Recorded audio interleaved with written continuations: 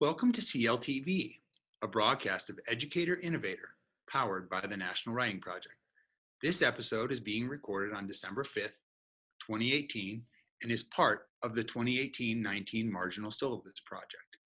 Marginal Syllabus is a project that convenes and sustains equity conversations in the margins of texts online using the digital annotation tool, Hypothesis.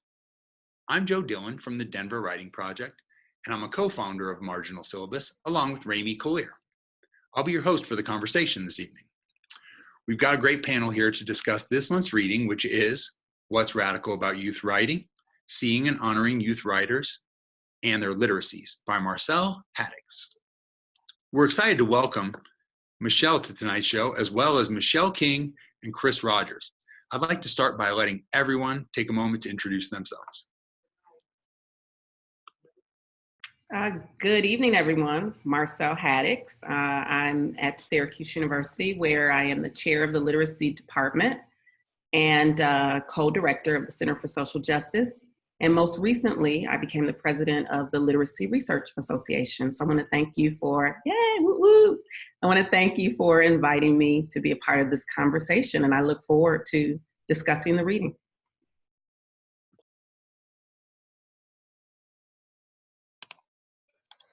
Hi, everyone. I'm Michelle King, coming straight from Pittsburgh, Pennsylvania, and I'm a longtime middle school teacher, so I am surprised that I'm here. Actually, no, I'm actually very honored to be here representing the voice of teachers, and I'm a history teacher, social science teacher by training, but currently enact my superpowers being a learning instigator and love activist, trying to bring love back into the world, but first starting right here at home in Pittsburgh. Thank you. Hi, everybody. I'm Chris Rogers in Philly from Chester, Pennsylvania.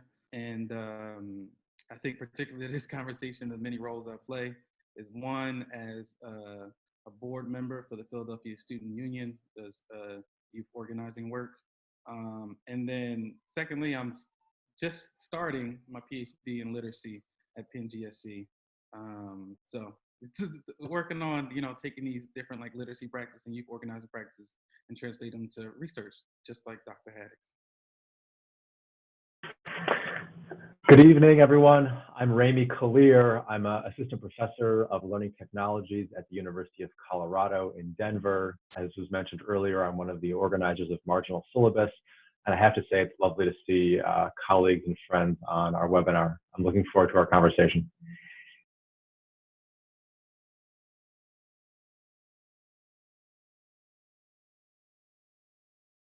Terrific. Thanks, everyone.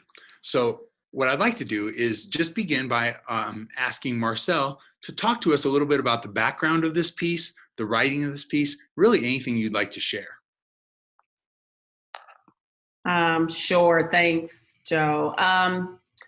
So as you've read in the piece, the Writing Our Lives project formally began in 2009 when I moved here to Syracuse and immediately got involved with just community work around education for Black and Brown youth. I myself am a mother of a now 17-year-old African-American boy who loves to write, loves to read.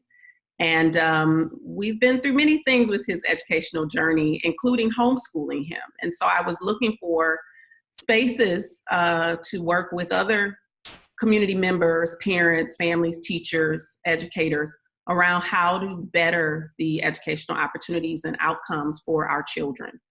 And one of the things that immediately surfaced in some of the spaces that I was a part of was just the way that deficit narratives around Black and Brown children were circulating and also being internalized in terms of how we measure academic success and how we measure and value particular literacies over others.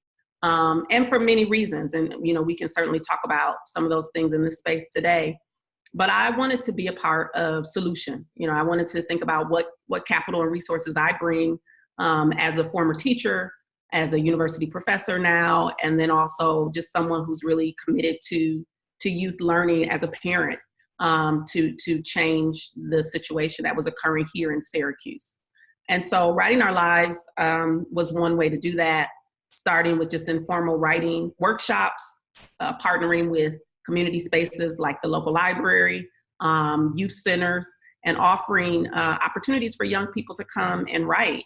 And one of the things that I know for sure is that young youth writers do not need adults' intervention to write, that they are writing, they are speaking their truths.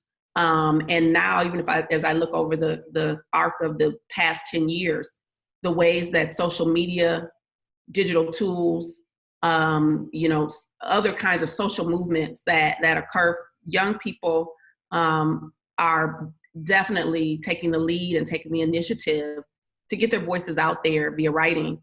I just feel blessed and fortunate that I've been able to help cultivate spaces that they feel supported, help to provide the resources for them to do the kinds of work that they want to do.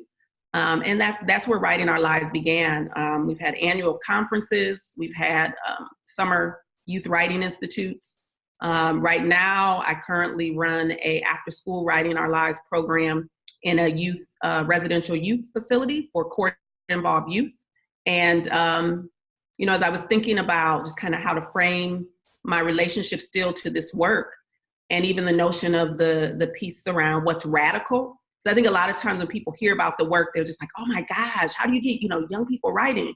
And I'm like, they're writing. Like the fact that we're so surprised really says something about us and the way we think about what counts as youth as literacy and youth literacies. And in the after school program now, I'm always just so inspired. As many of you know, I just came back from a long week at an annual conference with literacy researchers, listening to the latest research. And I was tired. And for me to come back on Monday evening and to be in the space of Writing Our Lives with young folks who are telling their truths, who are inspired, who are creative, who are critical, it just rejuvenated me. So there's certainly a reciprocity of the experience. I feel blessed to be in the position to give, but I can't say how much I can't emphasize enough how much I've received over the last 9, soon to be 10 years of doing this Writing Our Lives work. Just a point about the article itself, it's in Voices from the Middle, and I was invited by Tanya Perry, who many folks know in National Writing Project work, and Jamal Cooks to write this piece because they knew of the work. And we all have collaborated or presented together on the various projects that we're doing. Tanya in Birmingham, Alabama, Jamal Cooks out in California and San Francisco in that area. So they knew about the work and wanted to provide a space for me to kind of think through some of these issues. So I just want to give them a shout out to say thank you. And there are other folks like Brian Crandall, who's in Fairfield, who has a writing project, who's been doing this kind of work that, we've worked together. And so I think we all have been in these ongoing conversations around how do we talk about this framework and this model, because so many people want to do this kind of work and do it in a way that privileges and centers youth as the ones who are leading these initiatives, and not adults just creating this for them, but us following their lead. So I think I'll stop there for now, but that's kind of the background into where the piece came from, where the invitation came for me to write the piece. Thank you for that. I think it's really helpful background, and it will springboard, I'm sure, a good conversation with our readers. This is the point at which we like to just stop and explain a little bit about the Marginal Syllabus project and what brings us here. So Remi, if you don't mind, would you mind just giving a little background about this whole Marginal Syllabus thing and what we think we're doing here? I will, and I'll keep it very brief because I'm eager to hear from everyone on the call. And again, Marcelle, thank you so much for introducing your article. And again, we're just thrilled to have it as a part of our 1819 Marginal Syllabus. This project began in 2016, driven by educator interest to discuss educational equity topics. There was a need, we felt like, to have educators read consequential literature, talk about consequential literature, and really grapple and wrestle with many of the educational equity topics that define schooling in America today.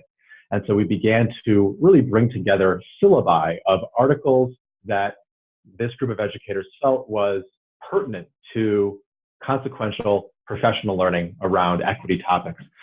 Briefly, the project's name, Marginal Syllabus, refers to 3 interpretations of the word marginal. When we partner with authors like Marcelle, you in this case, we're reading work, we're engaging with authors whose perspectives don't hold up the status quo of schooling, but really challenge the status quo of schooling, really bring a kind of marginal perspective to what many consider to be the kind of day in and day out of really inequitable American educational systems. We're also, of course, having conversations with readers, like in this case, Marcelle and Chris and many others, in the literal margins of online spaces. So once we've gotten a digital version of Marcelle's article, I of course have your printed out version, but when this kind of scholarship goes online, we can begin to have conversations in the margins of those texts as a way of discussing these various and very important issues. And then lastly, we actually had those conversations using an interesting free open source tool called Hypothesis. I'm not going to get into the technical details of all of that, but it's an open source technology that's really kind of marginal to many of the commercialized educational technology trends that we also see in schooling these days. And so that brings together this kind of multiple perspectives on being in marginal spaces, engaging with marginal perspectives that defines this project. And in this current iteration, in the 18-19 school year, we're thrilled that not only the National Writing Project continues to host this work, as they did all of last year, but that also this year, all of the texts that we read, all of the authors that we will be engaging with are associated with the National Council of Teachers of English. And NCTE has now come on board as a partner in this work. And so all 8 monthly conversations, all 8 texts come from 5 different NCTE journals, like Voices from the Middle, where What's Radical About Youth Writing appears. And we are working collectively with 19 partner authors over the course of the entire 2018-19 school year. And so again, we're thrilled to have everyone involved. I'm done talking. I think that's far too much from me already. So I'm going to say that if you're looking for more information about Marginal Syllabus, follow our hashtag. We have a website online. I'm looking forward to the conversation with Marcelle, Chris, Marcelle, and everyone today. Thanks so much, Remi. And having just thanked you, I think it's really important to thank Chris and Marcelle for being willing to jump into this conversation. What I want to do now is what the project does, sort of, large and in an open space, in an open way on the internet, which is just facilitate conversations between readers and potentially with authors. So just give Chris and Marcelle, again, my thanks for turning up. I always like to say that I've done the reading. Sometimes we only have one reader, so I get to play a bigger role. But as a facilitator, it's just a joy to bring Chris and Marcelle to this conversation. So anything you have in terms of your own reading or questions for Marcelle, or whatever you've got. Might I offer Marcelle that we start a band? Marcelle and Marcelle. Yes, and I often get called Marcelle, so I answer either way. We could be the radical teachers. So what I found quite beautiful about your work, and what I found radical was the notion that your work is honoring the truth of young people, honoring their lived experience, and this idea that each and every one of us has a truth about what it means to be human in our particular bodies, where we live, our orientations, class, all those things, and that you put a preference on that and say that we will work from there, not you are a neutral being, and then when you come in the classroom, let me teach you a skill that you may or may not know, but it first starts with that you actually have a truth. And actually found that to be quite radical. In a lot of spaces, learning spaces, we don't acknowledge that young people have a truth of what it means to be in the world, and also many tools that they've been cultivating over time of how to express that, right? What I also found radical about your work is this notion of holding space, the intention to hold space for the things that we value, and listening, which was I also noted as like a superpower. I love the idea of, we could just now name it radical listening. that I think that your work does. And then ultimately what it does, and I think I love the humility about your work and research, is to not go in simply to transform, but to be transformed by the space that you hold, by listening and hearing young people. So that's what really resonated with me. Thank you. Yes, thank you. I don't know if this is a point where I can comment back, but and because I don't want to dominate the conversation, but I really appreciate you highlighting those things, because I think people don't realize, like, sometimes it's very simple things, but they're huge. Like they're intentional and they're very meaningful. Just the notion of, like, when we think about holding space, you know, my graduate students that are in the course that I teach, that is connected to the Writing Our Lives project, I talk to them specifically, because these are teachers, these are folks who are in the classroom, about how do you hold space? What do you know, how do you arrange the furniture? You know, how do you think about the lighting, the environment that you're setting? Do you have food and nourishment? Do you allow for encouraged movement? You know, I'm also a certified yoga instructor. So, you know, those things, all of that, the humanness of the experience of writing is central. Like, if we don't honor and acknowledge our human needs first, nothing else is getting done. And I think we often lose sight of that. So, you know, I know my graduate students would say, because they're going to participate in the Marginal Syllabus project as well this month, especially, and hopefully they'll continue. They know I don't come into a classroom without snacks, you know, with food or so, you know, and drink, because I just think, and it might be a cultural thing, you know, like, you come to my house, the first thing I'm offering you something to drink, something to eat, you know. And that was how I was raised. And so I see that as being very central to my pedagogy as a teacher when I think about how I cultivate the space.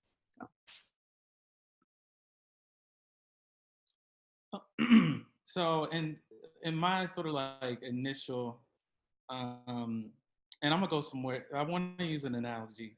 I'm a student of Ebony Thomas, who I know is a good friend of yours, Dr. Haddix, and she, you know, loves fandom. So I'm gonna try this analogy, and I'm gonna hope it works, okay? So one of the terms, or a couple terms that came up for me was like underground writers. And I think towards the conclusion, you talk about teaching like within the shadows of school expectations. And this sort of like underground, and I think Remi even brought up the idea of like these consequential spaces and how that happens in like the underground and on the shadows. And it got me thinking about, there's this, you know, band of mutants within the X-Men called the Morlocks, right? In the Morlock Society, if you think of the X-Men as the sort of like overt, like very visible leaders of mutant struggle who are looking to sort of like change the minds of humanity around, we can create this sort of like peaceable environment.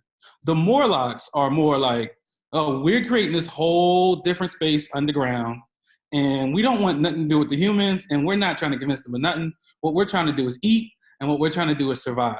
And we know how to do that by, you know, you can think of like these ideas of fugitivity or marriage that the sort of like Morlocks represent.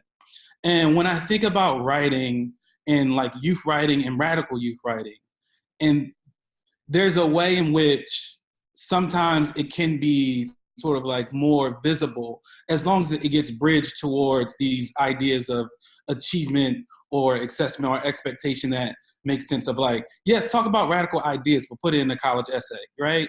And not talk about ways that you're speaking to like present realities that's happening within your communities, present struggles or pains that you're walking through. So when I think about like writing for our lives, and I think about those consequential spaces, I think about how these things happen within like the shadows of schools. I think as a teacher, I taught like a language arts course. I was a librarian and tech coordinator for a school. And I think like the most special conversations that I would like take, you know, I would steal ownership of, I guess, you know, in a sense, it would be like when I see young people in the hallways who are talking about what we talked about in class, just like in like a very sort of like social, non-committal, I'm not writing about this sort of way. I feel like those were like the most, like what I felt like achieved as a teacher is like when you walk through the cafeteria and you're like, what was that thing when he was talking about racism in the classroom? I don't know where that was going. I was like, that is why I teach. To have those moments contribute to like these shadow spaces that happen in schools and shadow spaces that happen that are not like particularly tied to these like academic trajectories, but tied to like our like daily lived experiences. And I think that within the write-up of the Writing for Our Lives project, you point to that. So yeah, I would love to hear about like that experience of like working outside of school expectations. You know, so a couple of things. One, I feel like the universe blessed me with a child who challenges all these ideas for me. My son, and just learning from him over now the last 17 years and his learning trajectory. If I ever question anything, I just need to go observe or talk with him, and it puts me in check immediately. Academic measures, the traditional, they're not enough for this generation. They really don't care about these things. Like it's really interesting for me, and I shouldn't say all, but the young people that I work with, including my own child who goes to a public school, you know, I've talked to him about he's now at the age where we have to start thinking about college and all that, and he will say, you know, I don't know about college. I don't see the point of the investment, because I don't see how college, the way that it's currently configured, is going to challenge me, you know, that it's going to provide a space for me to do the kind of learning and interaction around, you know, critical issues and ideas that I see happening in these other spaces. So y'all got to convince me. Y'all got to bring something better, you know.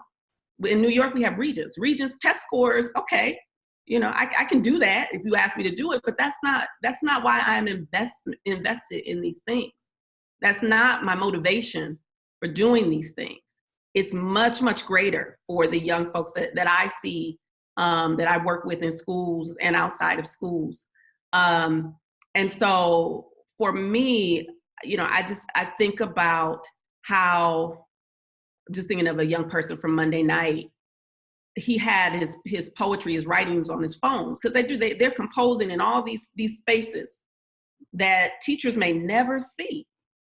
They may never see these spaces. And, you know, he wanted to come up and just recite a poem off the dome. Like he just came, he's like, okay, I got one for you. And we all just sat there like, and that level of brilliance, teachers would never see, because the current traditional measures aren't calling for it. They aren't necessarily inviting them all the time. So as teachers, I think we have to be very intentional about, just because a kid, because my kid, I'm gonna tell you, and his teachers will often say to me, does he talk? I'm like, well, yeah, you know, the comics, and that's him. He's in a whole nother universe. But he sent me an essay over the last week. He wrote an essay, a critical analysis of a video, self-destruction. Those of you that are old hip hop heads will remember this video. What is he, 17 years old, listening to self-destruction? Okay, come on.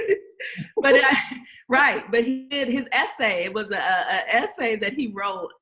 I forget what critical lens he was asked to use, but that was the text that he wanted to analyze. And I'm reading the essay. I'm at the conference, and I said, well, send it to me. I really want to hear what you got to say. And I said to my partner later, I was like, he didn't write that. Like, I'm sitting here like, there's no way. But if you provide a space for kids to have choice, invite them to, you know, you pick, you know, you'd be surprised, you know, and you'll be surprised that just by opening up that space, and versus us putting limits on what they have to do, because these kids they're wicked. I mean, in terms of just the way that they're understanding the world, the way they're understanding politics right now, the discourse that's happening on a public level, we're ill-advised to ignore how these things are affecting and impacting them on a regular basis. And writing is the way. You know, writing is a way for them to share. And they're probably writing more. And I think about my generation, because we didn't have social media and digital tools when I was growing up. Kids are now composing more regularly. We probably talk more on the phone, so we were composing our ideas. But in terms of the actual putting ideas together, they're doing it on a more organic and natural level than I would say I ever did when I was a young person. So, but yeah, I think there's those kids where I say like they have their writings, their pieces in their pockets, you know, and unless you are relational and create a relationship with the kid, you'll never even know all that they're doing beyond the school expectations. And by the way, I love X-Men. That's my favorite Marvel. so I love the analogy.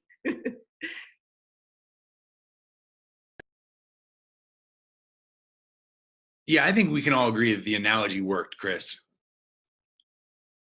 So, can I ask a question for everyone, because I'm just furiously taking notes here, and I just so appreciate everyone's thoughts and thinking. And I guess I have a question around this idea of, we've talked about cultivating space, of holding space, of working in, honoring, and bringing forth maybe some of these liminal underground shadow spaces.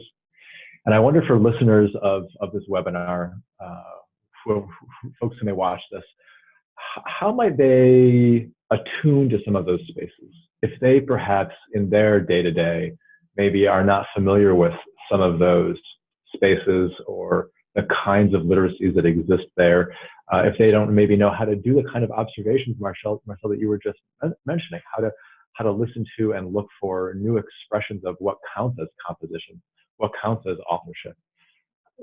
How might educators perhaps, or others, begin to look for cultivating, begin to look for holding, begin to kind of look for honoring these kinds of liminal spaces? Does that make sense? Does that maybe resonate? No, it does. And I'd be curious to hear, because I think, Marcelle, you talked about the radical listening.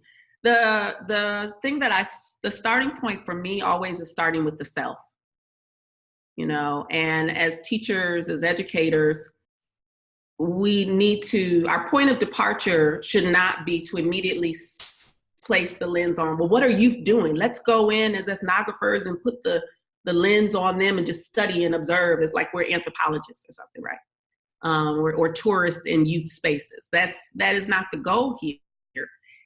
I feel like students will begin to have a rapport with you once they see that you also are critically reflecting on your own positionality as a writer, as a reader. And I think teachers, and that's what I love about the National Writing Project, teachers often, even in our teacher education programs, we are not focusing on them needing an opportunity to become writers. You know, they first have to understand how they function as writers, what their needs are as writers, what kinds of spaces they need in order to write, to compose, what types of things they like to read. So one of the things that I do in my class often, we do an analysis of like writers and their spaces.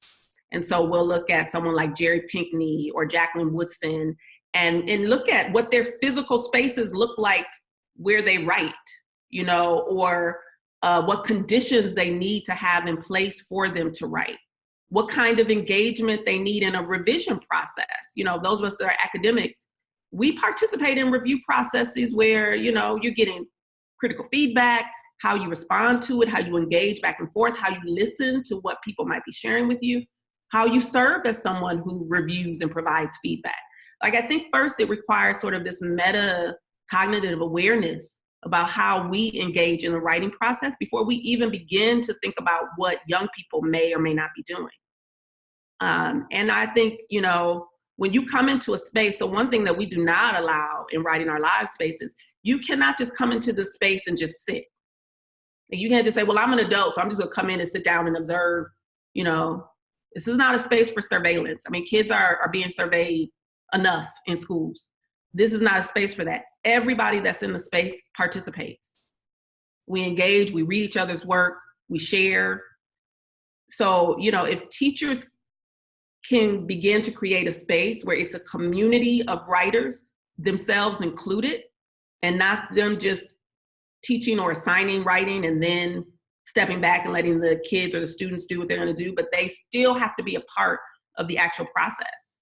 That's the modeling that happens where, you know, I know that my child didn't become a strong reader and a writer because we sat him down and we direct instructed him to do those things. He did it because he saw his father and I constantly reading and writing. So he's in a culture that's the practice in our home. So it's a community that's what everybody does in that community. And teachers have to also feel empowered to be able to be participants in their writing communities and not just the, conductors of it, so to speak.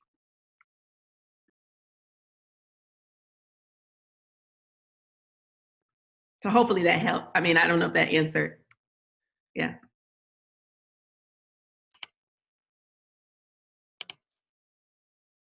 So I'm a teacher and I'm using my wait time because I want to make sure not to talk over Michelle or Chris. Oh, I feel Chris might. I'll come after Chris. I can have a brother drop another metaphor on me and just.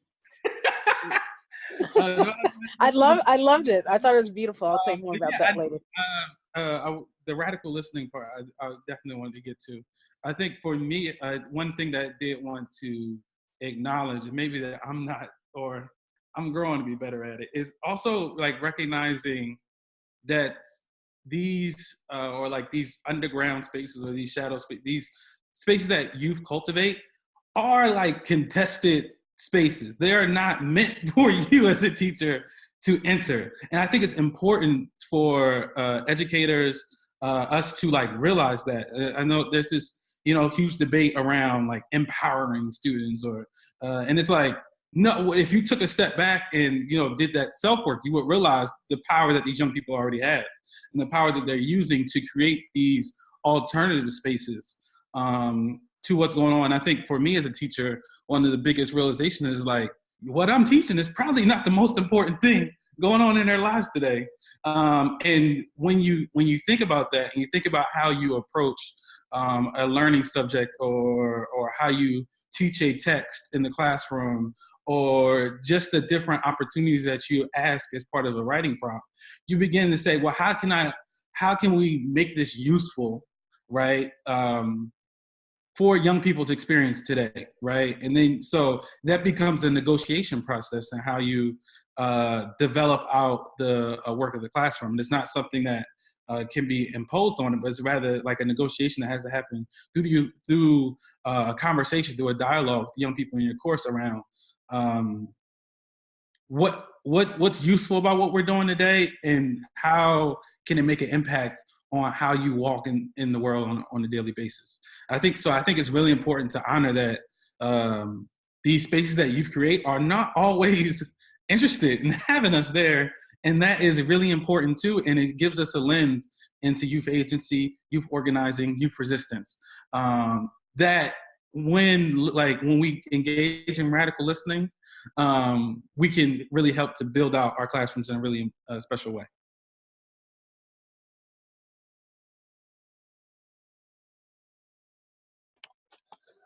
I told my daughter that I wanted to be jiggy with the young people, and she's like, please don't ever say that. So just like, I was cool back in the 80s. To your point about, are we invited in the spaces? Are we invading the spaces? But one, and coming back to what Marcelle said, is first how we hold ourselves. And I like what Parker Palmer said, we teach who we are, first and foremost. And so when I think about writing, with my colleague Nick Kazmarek, who's also with the Western Pennsylvania Writing Project, we taught a class called Cultural Literacy. We did all the writing assignments.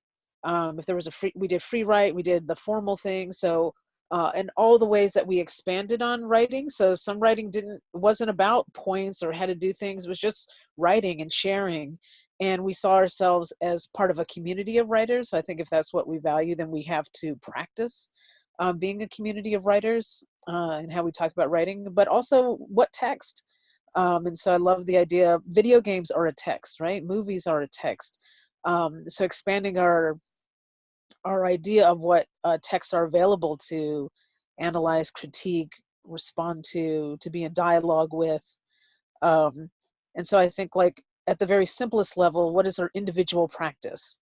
We can't have an aspiration to have people want to love writing if we don't practice it ourselves, and that some things don't have a value like, you know, a grade, because I feel like once you put a grade on things, and that's a whole other thing. Let's do a marginal syllabus on grades and grading. We, in fact, sometimes are working against the very aspirations that we have in terms of learning. And I think also perhaps for us to be curious. I mean, what kind of questions do we ask to really have an understanding of what's going on in the lives of young people, and asking what they're doing, but really to like, I feel like a lot of questions in schooling are ones that we already have answers to. But one of my favorite questions right now is like, what do we need to learn as humans? So leave it at that. Yeah, I think with the radical listening, and being able to step back and really hear and understand what young people, like whatever the invitation from them might be, because yeah, these spaces, they may not want you, and they may not want to share their stories with you right now. They may not want you in particular spaces. But one of the things that I found, let me step back, and also being okay with, you might go into a project with particular goals and objectives, because that is, as teachers, that's what we do. We set learning objectives and teaching objectives. But if you really are trying to shift what you do to be youth-centered, then you have to understand that those objectives may not work in a particular time and moment when you think about a youth-led writing space. And so I remember when we first started Writing Our Lives, and when I first began offering writing workshops at the library, you know, I was thinking of it. I think went into it with, okay, you know, I want to create space for young people to come and write about whatever their experiences or whatever. And I quickly learned that they don't need me to tell them to do that. They're doing that already. But when I stepped back to hear what they needed me for, they were like, well, can you just show us where we put our commas? You know, can you just show us, like, because we got the ideas, we got the things we want to write about, we got the audiences that we want the stuff to go out, we got all that figured out, but there might be some little technical things that, you know, this is why we have invited you into this space. Like, this is why you're okay, and we see you as a resource for these things. And I think what I saw happening, and this was very early on in this particular moment, was there was a relational, like, trust that was developing between me and the students who were coming to this Writing Our Lives space, that there was, I don't want to use, I don't know, for lack of a better term, safe, but safe always is questionable, but they felt okay asking me questions around grammar and punctuation that they might not always feel comfortable speaking out. And these were mostly Black boys, I'll say that too. They might not also feel comfortable speaking out about these things in the classroom spaces that they found themselves in, where there's often a lot around, you know, who can speak out and show any type of vulnerability about what they know or need to know. And so that was the first learning for me in terms of just stepping back. Yeah, you don't want to go in and impose what you think they need, but realizing that in this time, in this moment, right now, this is what they need. That may change tomorrow. That may change in 15 minutes, but you have to be really in tune and present with who you have in the space, and be flexible enough to shift as needs shift and as desires shift. And I think that's something that oftentimes the current ways that schools are set up and classroom teaching is set up, it doesn't allow for that kind of flexibility. It doesn't allow for people to, you know, for teachers to feel like they can step back from whatever script or lesson plan they have set up for the day, to really honor what it is students might say that they need. And I really appreciate, Chris, you also saying in terms of, I learned very quickly on too, and I moved away from that. And a lot of my research, I talk about this, like, it's not my place to say I'm giving voice to, or I'm, you know, no, I might be invited into, you know, I can bring some resources, but again, I understand that those things may or may not be what is needed at the time. And being willing to go in as a writer myself and say, hey, I also want to learn with you. I also want to write with you, and myself being vulnerable and willing to share in those spaces. And I think, you know, we don't talk enough about the risks and vulnerability for teachers. Kids are expected to do it all the time. Kids do it all the time. And so I think we owe it to them also to think about what risks we also can take.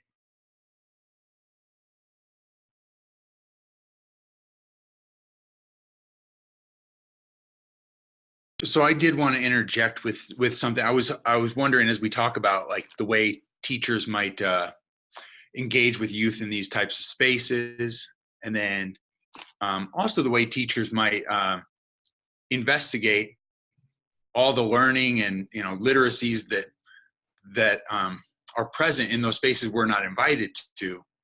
I guess I want to know what folks think about sort of like your guiding principles for any writing program. So I was practicing my screen share to see if you guys would actually be able to see what I'm posting from the article. So I'm going to try that really quickly. I just want to know if you guys would talk back to them briefly.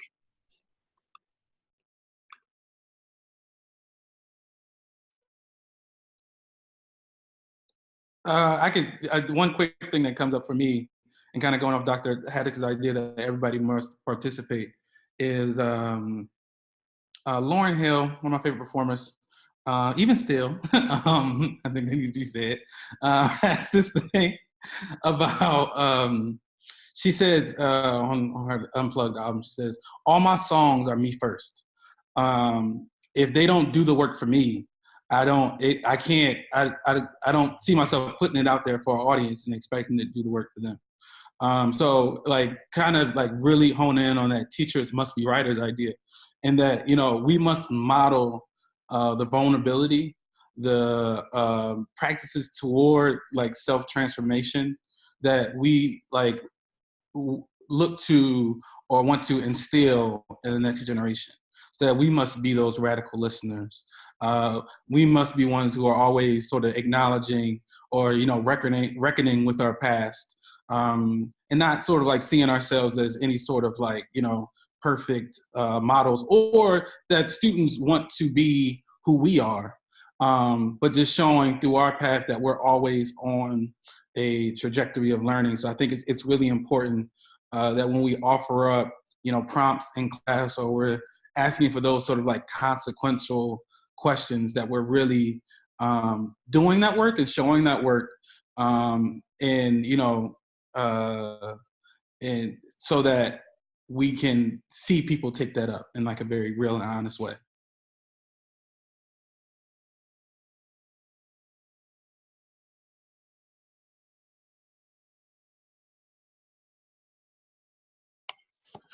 A couple of things that come up for me, and that is this wrestling with empowerment versus power. And I find sometimes as teachers, like when kids actually already have the power and then I want to empower them, it is disempowering, you know, because it's like, you know, they might, you know, you can just be in school mode and it's like someone shares something with you and you're like, oh, let me fix your grammar. Let me, you know, all these things that are like, oh, these are like my helping, and what I think to be helping. I think that's partly the struggle. I feel in a bind, right? I want to cultivate and support student voice and choice, and I also feel constrained by the society that we live in, right? That looks at grammar, looks at form in some ways. And so it's like, how do you play, you know, hold your voice, but also learn how to speak in different spaces? But ultimately, I'm like, oh, just be yourself. Just go the path of Lauryn Hill. And I like this. What are they called? The more. I wrote it down. Morlocks. Morlocks. Yes. Go the way of the Morlocks. But maybe that's a little too radical for today.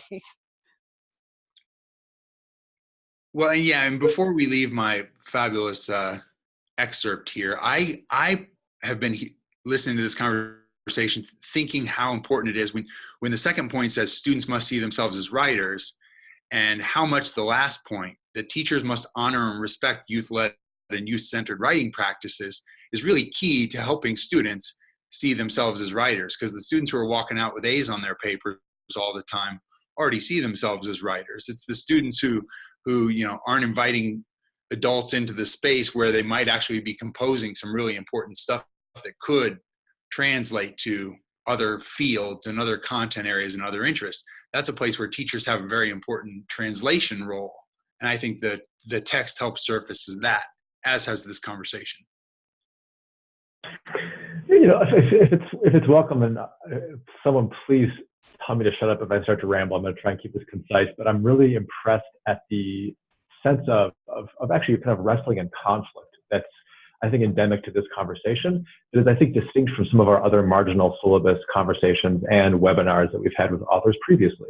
I think that one of the really distinct gifts, Marcelle, that this article has given to me, and maybe is coming up in different ways in this conversation now, is that the work of an educator to do that kind of self-work, as has been noted earlier, and to ask questions that really kind of cut to the core of the purpose of maybe me as an educator. Michelle, you mentioned a few moments ago, I think you asked the question, what do we need to learn as humans? And I think, what do we need if we are to call ourselves an educator, and if we are to say, I perhaps have the privilege of learning alongside and working with youth in whatever the setting is, what is it that I really need to learn myself? What's the self-work that I need to do? And I think that there's some real wrestling. And Marcelle, you did mention the word positionality earlier in our conversation.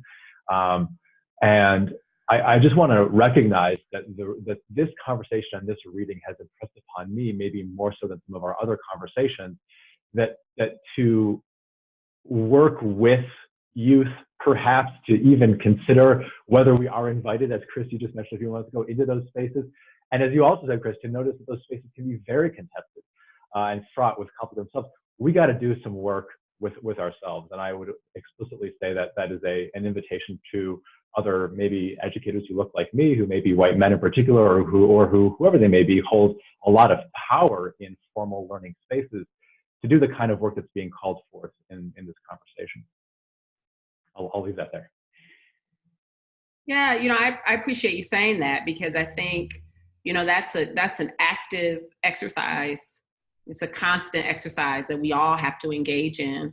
And I do think that the writing classroom and also writing spaces beyond school context, they push us to do that. At least that's what my own lessons and learning over the last soon to be 10 years with this particular project, that's what it's done for me. It has constantly challenged me to think about my own sense of self as a writer. And it's also helped me to, because I see my own self as being a part of a community, I've had to invite more people in, right? And so like our after school program, I don't have a lot of experience in digital composing, but I know people that do. I'm not a photographer, but I know photographers. I'm not the best spoken word poet, but I know a whole lot of spoken word poets.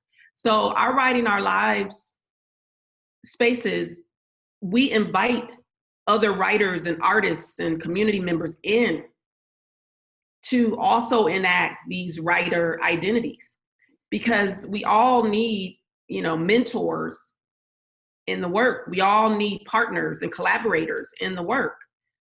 And so I think if teachers take the ownership or feel like the full responsibility and ownership is just on them to be, then I think that's a misstep.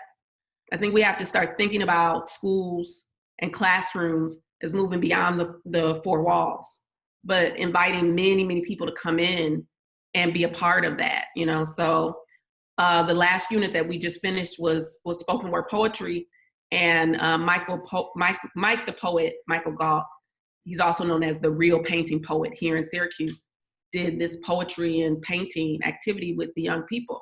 That's not something that I could have done, but I can show them, my students, that I'm not the only knowledge producer in this space. We all bring gifts and knowledges to the space and skills and things that we want to learn more about. We can invite people to come in. And I think that's also the wonderful thing about now the ways that digital spaces and online spaces exist in online networks, where you don't have to just be relegated to your classroom in terms of resources, but you can engage and tweet out to authors and writers, or to read different blogs. And, I have so many, one of my favorite writers right now, just an example, you said Pittsburgh, I love Damon Young. Like, I could read his writing and just study the ways that the twists and turns and his use of language. And, I'm learning as a reader. He doesn't know it, but he mentors me in terms of his boldness and unapologeticness in the way that he writes. And I think our young people need that. So when they reading as what can I learn from this person? How are they teaching me about their craft as writers? And how can we move beyond some of the canonized ways that we think about whose text matters in schools, to give our students opportunities to learn from a diverse array of composers and writers and artists. Mm-hmm.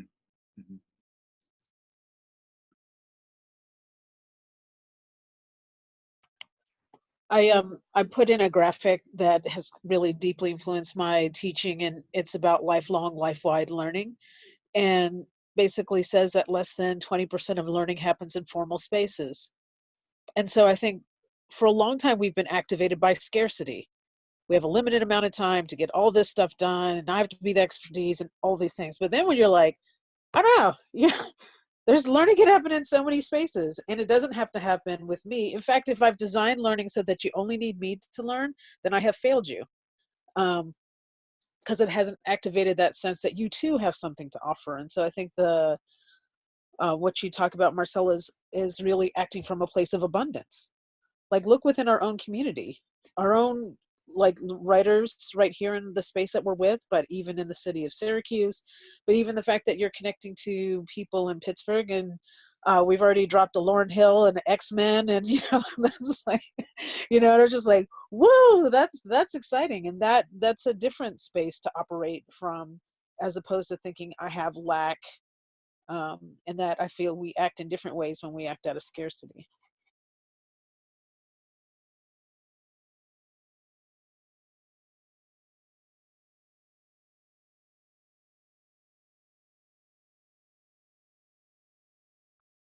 I know. So one of the things that I wanted to, well, I guess it's kind of, leading into my final thoughts. So yesterday, along with the Philadelphia Student Union and the Alliance for Educational Justice, we spent the day in Washington, D.C., first taking the streets from the Department of Education to the House building to talk about the campaign for police-free schools. And I want to share for this quick little book commercial for KSA Layman's Heavy. It's just something I got laying around. Brought up Damon Young, and I was like, okay, hold up, I got to bring up something too. But so one of the young people who came with us on the trip, we started off at breakfast, right? And the first thing she said, she's like, I got to be honest with y'all, I just ain't want to go to school today. I'm here and I'm listening, but I came because I just ain't want to be with those people right now. And but you can imagine, we got it's a whole bunch of work going on, right? So we're coming there, we're doing these speeches, then we're taking the streets in Washington D.C., heading to the House building. So this is not a day off by any means. So I also feel what kind of work is that doing? Saying, I don't know, I just didn't want to go to. You're doing more work than you would do in school today. But one of the things that she shared, so we do the panel, and after the panel, we do this open comment period. And we're in the House, right? We're in this very esteemed government building. And she puts her hands up and says, I got something I want to say, right? And now I'm like, whoa, we weren't planning. You said you was kind of here on the side. Now this is your time and you want to step to the front of the hope. So I don't know what's about to happen. So I'm already in sort of I don't know what's going on. And she went on to share a story that I think was really powerful for two different reasons. She's at a new high school. She's a 9th or 10th grader. And she was saying that, Yeah, I got into a fight. I got in a fight at my school because I'm not, and she was like, there's like 50 to 60 young people in the room. She's looking around and saying, because I'm not with the whole talk back. I'm not for the disrespect. We're going to hold on. And I'm thinking of like the work she's doing there to kind of like bring young people and share her experience. But then she goes on to say that, so after that fight, like police officers who are placed on every floor of her building come and they throw her against the wall, put her in handcuffs. Those handcuffs leave marks on her wrist. And what she's saying is, yeah, I got into a fight, but am I deserving to be injured by the police officers that are in my school? And I thought that speech, particularly in the House, where in some ways we try to position young people when we're advocating for them, we try to like protect them and say, well, these are just young people and there's nothing, like they are like perfect, innocent people. And she's saying that, no, sometimes stuff happens and life happens and we engage in things. But is that to say that the systems that are set up are supposed to help destroy us too? Or are we deserving of something better? And in this sort of like radical speech act that was extemporaneous on her part, she didn't write anything down. And I don't think she was planning on doing this before she got there that day. I just felt that to be such an amazing example of radical youth writing. And it talks about the experience in the Philadelphia Student Union of how young people are organizing peer-to-peer and talking about these different experiences and talking about what they need, but not being beholden to like these perfect student narratives that I think sometimes we try to place when we're looking to advocate on behalf of children. So I just like, there's one thing that I was sitting with from yesterday, and I hope the petition that the young people put together as part of a 14-city coalition follows along with this webinar. It was just such an amazing act for people to recognize and to think about just like the messiness of life and how we can begin to hear those messages that young people are spreading and share those, right? And work to better serve their needs. Yeah, I think the listening, and realizing that it's not that there's still opportunities for us to learn. If we go in already thinking that we know everything or we understand youth experiences in a particular way, there's so much that we miss out on. And so I think it also is a shifting of our own sense of how we engage around learning and around knowledge production. Because what you just described, she had a very critical and nuanced understanding of her relationship to the police state, right? It was expressed, and also into her understanding around schools and school spaces and how schools control bodies and control lives, and in particular bodies and lives. And so I'm always just it's such strong support of young people, because I really believe that the revolution and the movements will happen because of the youth. It's not because of us.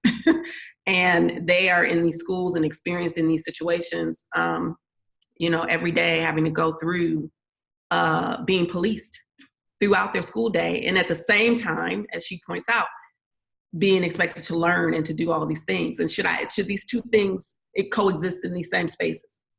And so that's something that we either can continue to ignore what they're telling us or listen and change it. And we have the power to change it. So I will be signing the petition, and I hope that more people will support our young people in doing this work, because the fact that we've gotten to a point today where police are in schools in the ways that they are, and everybody just seems to think that that's the norm, that that's just okay. So I'm happy that they're flipping the script and turning that over. So I'm going to jump in here, although I am hesitant to do so. Chris, you kind of talked about everybody maybe wanting to come to a last point. However, what you shared is not a place where I would normally want to wrap the conversation at all. So I'm going to basically thank folks, because I am looking at the clock because I got to run upstairs and teach a group of teenagers. I'll mess up some of these ideas we've talked about in about 3 minutes. But Remi is capable of facilitating the close of this conversation. So I just want to thank everybody. And if you all are feeling like you're at a place to wrap the conversation, you can. But if I duck out, it's because teenagers await. Thank you. I first of all, Chris, thank you for bringing your day, the daily realities and spontaneous testimonials to this conversation. I really want to thank you. And if you have a chance to speak with this young woman whose story you shared, maybe you could just convey to her that many educators were, I think, really appreciative that her story could be shared in this space and will be shared with other people. I'm really moved by that, and I'm hopeful, and I think it does resonate so strongly with this tension that we've been discussing perhaps throughout our conversation again, and has been mentioned around scarcity and abundance. And do we look for the deficit narratives and reify them, and then because of those, quite literally police and then abuse and oppress people because of those notions really of scarcity, of intelligence, of humanity, or do we recognize the abundance of beauty and expression that is there, if perhaps we can do again, for some of us, do some self-work to recognize that our understandings of wisdom and intellect and truth-telling are being shared if we can open our large ears to indeed listen. Again, Chris, I really certainly appreciate that. And we are kind of coming a little bit up onto an hour. And now, again, thanks to Joe, who had to step out and do the work of teaching, which wrestles with many of the contradictions that we've been talking about today. Again, I feel like I've just been rambling a bit, so I'll just simply say that I look forward to seeing this conversation grow in different and divergent ways as we transition into more conversation online. We've had a number of teacher educators, and of course, Marcelle, you've also, I know, invited your students to engage, and we'll see how over the course of December and in other ways people do pick up your text and annotate and contribute to this. But final thoughts or final words, final questions or final challenges, or challenges for us as educators to pick up. I'll please turn it over.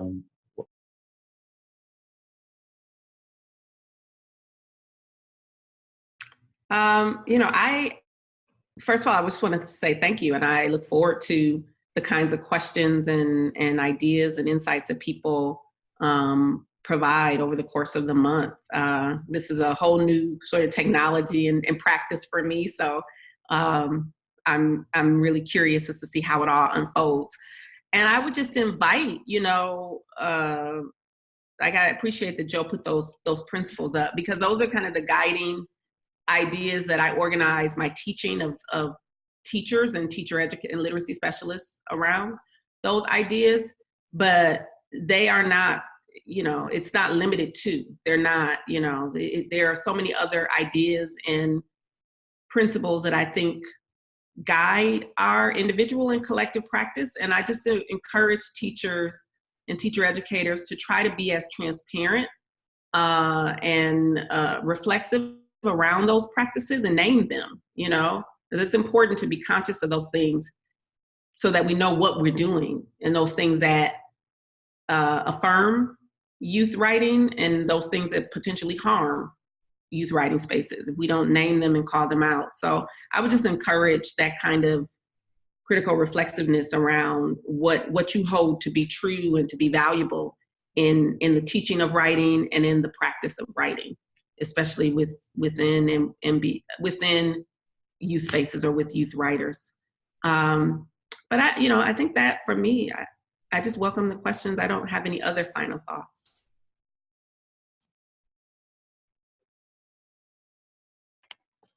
Well, I just want to say thank you so much. I feel like I've grown a little taller because I'm like, more things that are in my brain. I'm like, ooh, how can I learn more? And what I would offer is that, and what struck me, Chris, about the story is a quote that I really like. It says, the real tragedy is not that we wake up one day and don't achieve our dreams, that we wake up one day and realize they weren't ours in the first place.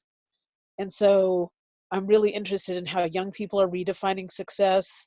I'm really interested in the spaces that we hold, and that even that I thought what was quite beautiful about the story of the young woman that resonated, that in the moment that she was allowed to change and evolve even within moments, right?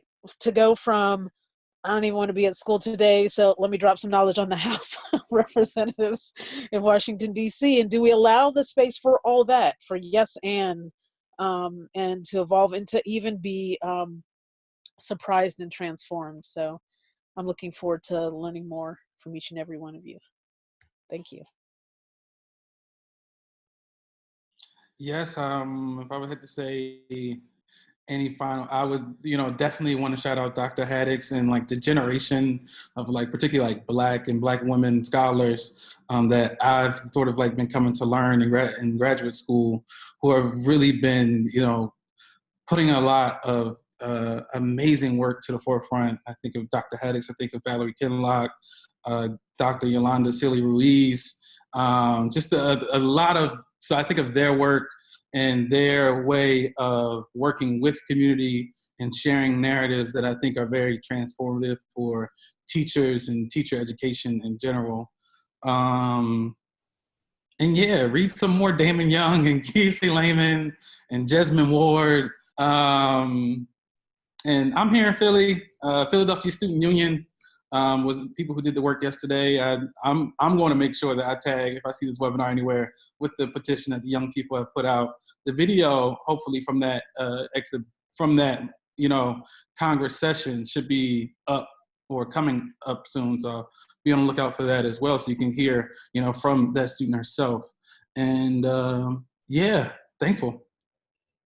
Okay, and Chris, thank you. Please.